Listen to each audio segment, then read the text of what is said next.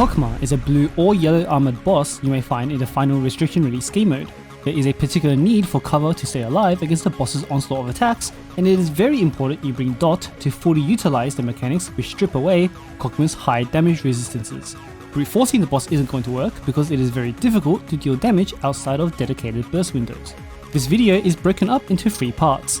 I'll begin by explaining Chokmah's core mechanics and skills which will be relevant for every floor of the tower.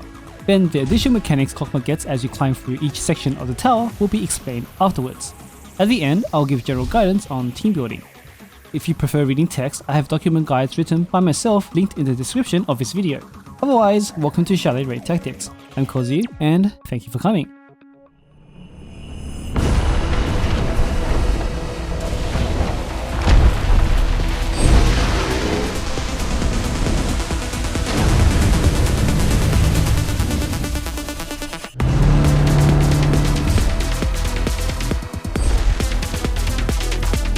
Section 1 of the tower, which covers floors 1 through 24, will contain all of the core mechanics you need to know to fight this boss. These mechanics carry through to all future sections afterwards, serving as a foundation to whatever extra skills Chokmah might add later on. The most critical thing you need to know about Chokmah is that it passively has a 50% damage reduction multiplier from all sources. It also begins the fight with 300% critical damage resistance, which is enough resistance to nullify the crit damage of almost every student in the game. These passives make it extremely inefficient to fight Chokmah the same way you might fight any other boss. It also has a lot of health, so brute forcing your way through that massive health pool and crazy resistances is typically impossible if you are challenging it on or below recommended level. Instead of fighting it directly, you're going to be spending most of the raid trying to keep your team alive while they set up for key mechanics which will enable massive damage windows. The first of these mechanics is the reactor gauge. Underneath the boss's health bar is a gauge with a value between 0 to 100%. You can decrease the reactor gauge by dealing debuff based dot. Debuff based dot is any continuous damage sourced from a debuff which is visible from the debuff bar above the boss's health bar. For example, Swimsuit Azusa, whose X applies a chill debuff to the boss, will reduce the reactor gauge. Meanwhile, Chisa's X, which spreads fire on the ground, will not reduce the reactor gauge. The rate at which the gauge decreases depends on the damage. The more damage you deal, the faster it depletes. When you completely deplete the gauge, the node will turn yellow and a 20-second timer will start. During these 20 seconds, a few things will happen. Firstly, Chokmah will permanently lose 50% critical damage resistance. This can stack up to 6 times, after which Chokmah will have no more critical damage resistance. With no critical damage resistance, your students are able to deal the maximum possible damage their crit values allow. By itself, this isn't particularly crazy, but it is the first step to make Chokmah vulnerable to damage. This will be very important later on. The second thing the reactor gauge will do is apply an unstable flame stack indicated by a yellow icon on the boss's health bar. This by itself doesn't do anything, but it is important because how much damage you will do later in the raid will depend on these stacks. You can have a maximum of 3 of them, and before engaging with the next mechanic, it is generally recommended to have all 3 stacks ready. Chokmah will also lose all of its critical chance resistance. Unlike the other 2, this debuff isn't very important. What it does is allow your students to crit according to their real crit chance instead of being subtracted by the critical resistance stat. With no context, that might sound alright, but in practice I recommend just pretending it doesn't exist because there are more important things to focus on. Finally, the reactor gauge will start regenerating more quickly while it is active to counteract the damage you dealt to it. Technically nothing bad happens when the reactor gauge goes up, but letting it go too high means you will be spending more effort to bring it back down. In practice, there's only one thing you really need to think about. Do not ever stop applying dots. Deal as much dot damage as you can to continuously deplete the gauge. The gauge is based on damage dealt, meaning you should also buff your dot dealer. Since dots cannot crit, your most important buffs are going to be attack buffs and damage multipliers like X multiplier and type effectiveness buffs. Besides surviving, most of your raid is going to be focused on this one task. Dot the hell out of Chokmah like your students' lives depend on it, because without shredding its critical damage resistance, without building the unstable flame stacks, without engaging in this setup properly, the payoff is going to fall flat. The payoff I am referring to lies with the other critical mechanic for fighting Chokmah. Some ballistae, coupled with a respective control device, occupy the field behind your team. When its health is not full, the control device is buried beneath the ground in a charging state. Its health bar naturally regenerates over time and it represents the state of the charge. From 0, it takes 90 seconds to charge to full health, with no artificial way to change this charging time. Once fully charged, it will emerge from the ground into its ready state. You can then activate it by attacking it with an X skill. This will fire at the ballista and suppress Chokmah, putting it in groggy. During this time, lots of very important buffs and debuffs are activated. First, your students will have a crit chance max. For anything that can crit, it will crit. Second, your entire team will be granted a cost recovery buff. If all 10 members of your team are alive, you will regenerate 1 bar of extra cost per second, totaling 22 extra cost in the time between the Ballistae activating and Chokmah exiting groggy. Then, Chokmah's inherent 50% damage reduction will be negated by an additive 50% incoming damage debuff. So while the Ballistae are active, you now deal the damage you're supposed to deal as if Chokmah was just any other boss. And finally, those unstable flame stacks. Each stack will be converted to a stack of 25% extra damage taken by Chokmah. While the previous effect cancels out Chokmah's latent damage resistance, these stacks amplify your damage beyond what your students are normally capable of. With all of these effects combined, you will no doubt be dealing a lot of damage. In fact, this is effectively the only time you can do any real damage. The Ballistae can only be activated twice, so you will need to deal most of the boss's health within these 2 groggy windows. You have max crit, you have more cost to spend more skills with, your damage is amplified. Do not waste this window and dump everything you can while Chokmah is suppressed. Now, with both the context of the reactor gauge and the Ballistae, the setup and the payoff, we can establish a flow to the raid. Basically, while the control device is charging, you will focus on getting 3 stacks of unstable flame to amplify your damage during groggy. The most ideal situation is you will have all 3 stacks before the device becomes ready if you want to achieve the best possible results. But it is viable to delay activation for a little bit if it means you can get your 3rd stack of flame.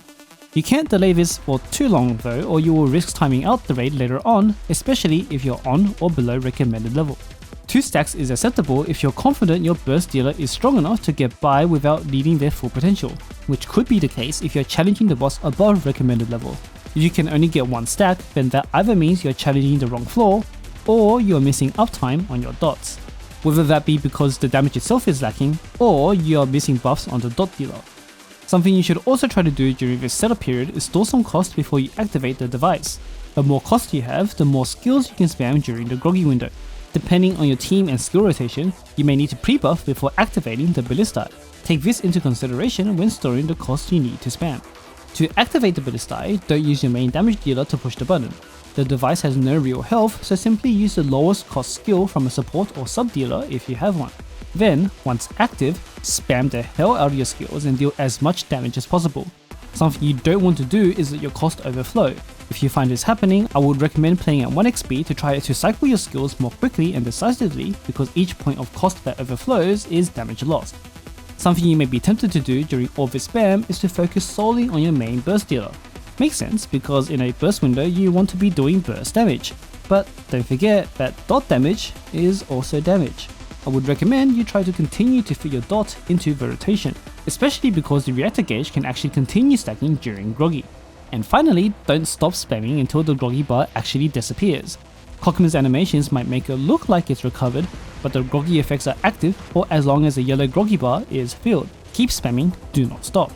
Once Chokmah finally recovers, you will redo the process. Set up the reactor gauge with your dot, and 90 seconds later, activate the Ballistae again. This is basically the entire raid. Setup, payoff, setup, payoff. Of course, if dealing damage was all you needed to do, there really wouldn't be a boss. Chokmah is going to be attacking you while you're trying to set up. There are a few attacks you need to pay attention to. The first is the missile rain. Chokmah will target all students, cover, and target all summons on the field. A total of 9 missiles will be launched from Chokmah, hitting the targets in order from front to back. If there are less than 9 targets on the field, then the missiles will continue to hit the targets from front to back until all 9 missiles have landed. What that means is, in a team of 6 strikers, your frontmost 3 strikers will be hit twice. You can reduce the amount of damage your strikers take by summoning objects to the field and have them help pull aggro from your team. It is highly recommended you do this because this attack is the most deadly of Chokmah's arsenal, and many non-take students are very likely to die if hit twice. The second of Chokmah's skills that will hurt you are the fireballs. The boss will target the furthest student on the field and breathe a total of 20 fireballs at them. These fireballs will pass through and damage all students in their path, and will also apply a burn dot that lasts 40 seconds. You can stop the fireballs from reaching your team by blocking the fireballs with cover. The cover will continue to block the fireballs as long as it has enough health to do so. The last of Chokmah's attacks is the ground slam. An explosion will occur underneath the feet of the closest student, which inflicts them with burn. You can reposition the student out of the way to avoid it, but most of the time you're probably just going to be tanking it. That's all for Chokmah's attacks. Putting it all together, between you dealing damage and also protecting yourself from the boss, what you need to do can be broken down into 3 parts. 1. Use dot to lower the reactor gauge to set up buffs and debuffs. 2. Use cover and healing to protect your team while doing so. 3. Activate the ballistae for tons of damage. You'll keep doing these things on repeat until the boss is knocked below 35% HP, after which it will transition into phase 2.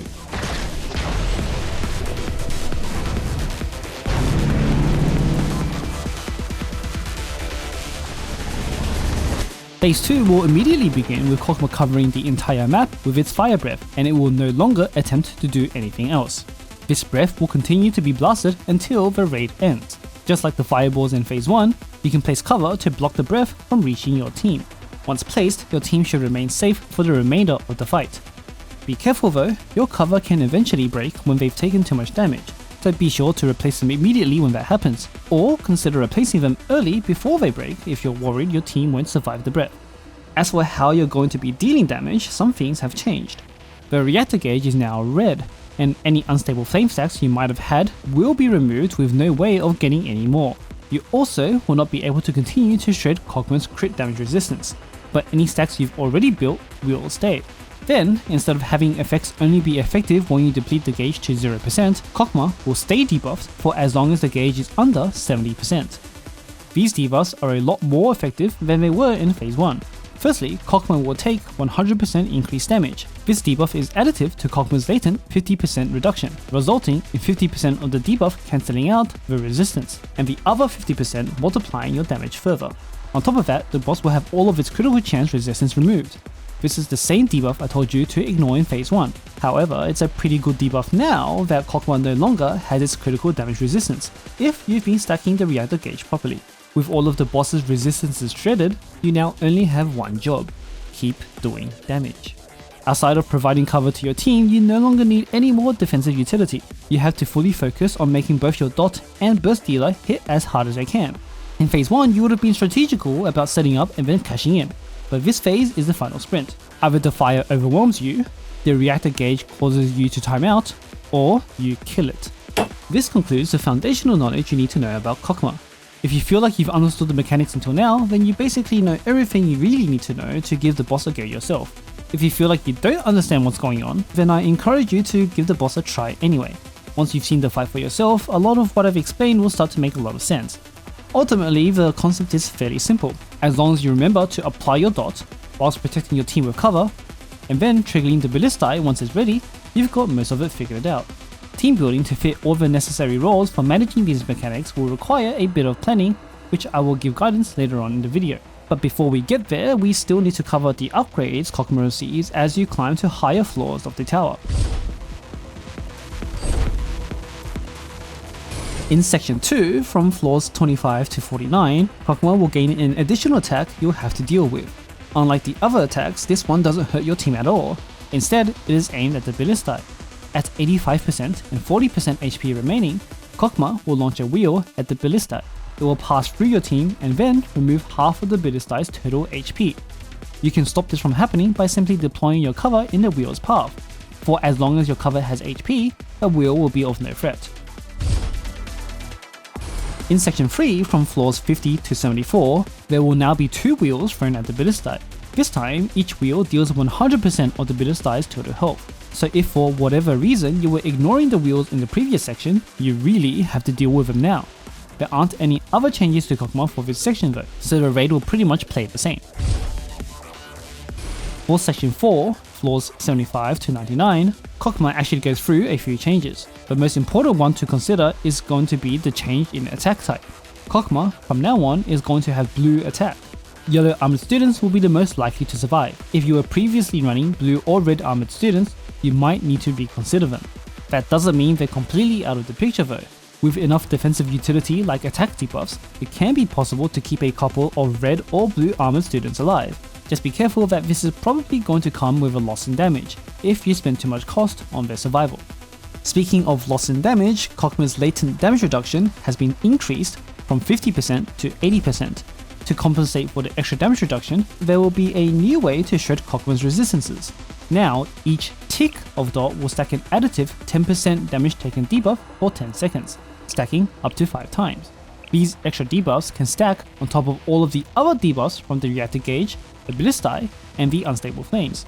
But the amount of shred is hard capped at 160% across all sources. In practice, this is usually equivalent to 8 total debuffs in the debuff bar. It is possible to get 9, but that is when you exceed the 160% cap.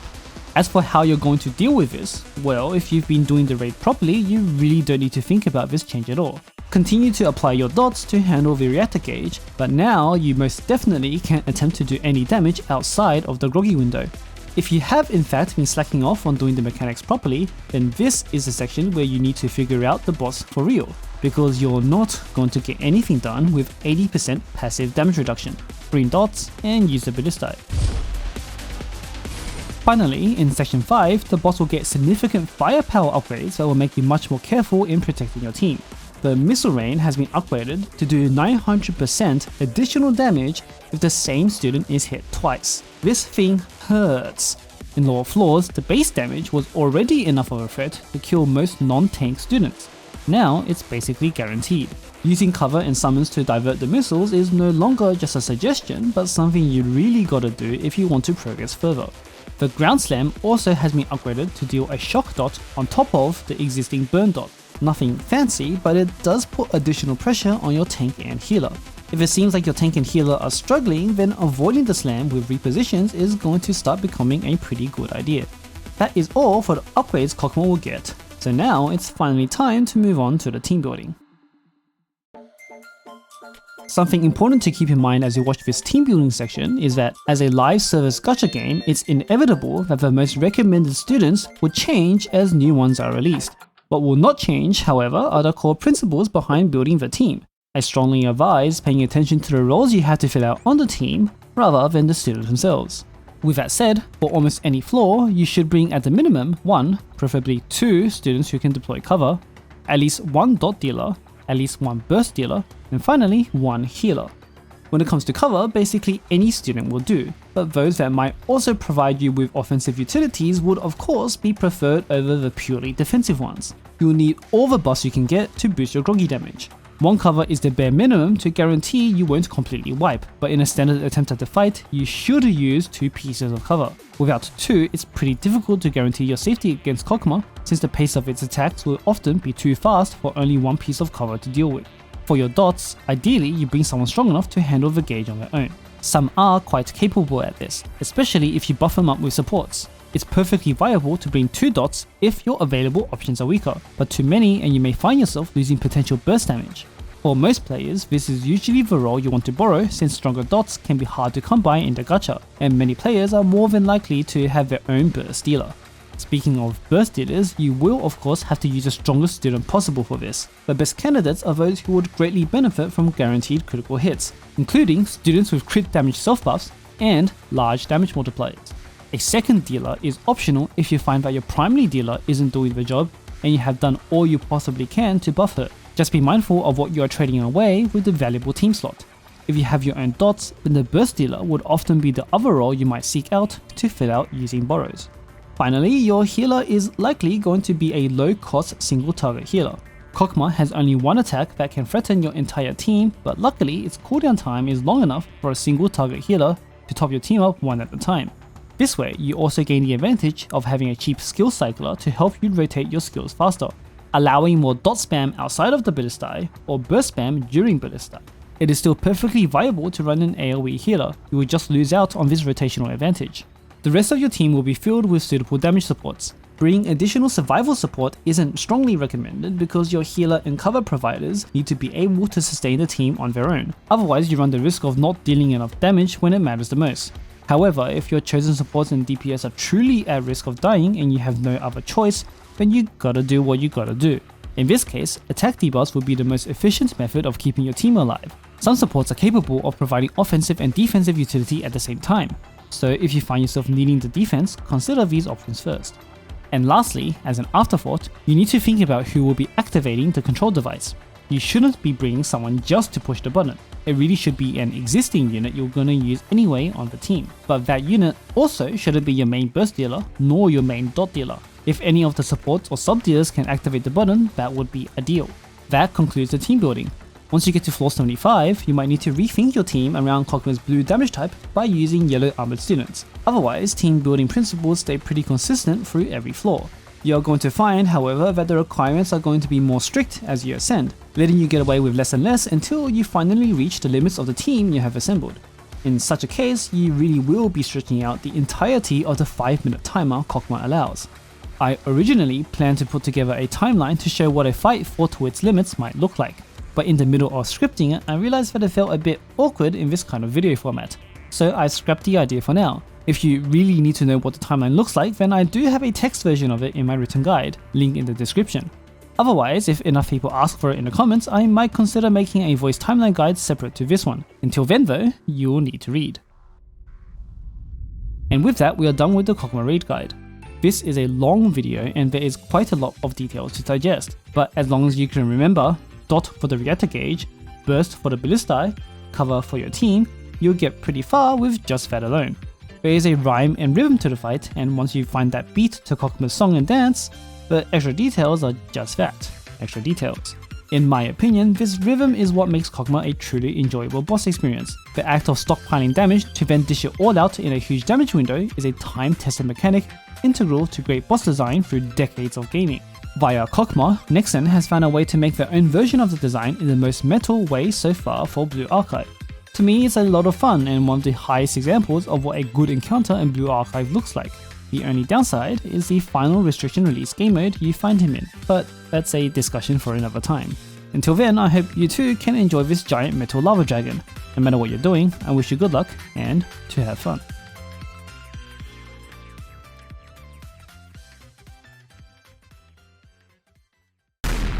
Reactor gauge causes you to time out, or you kill it, or you kill it, or you kill it.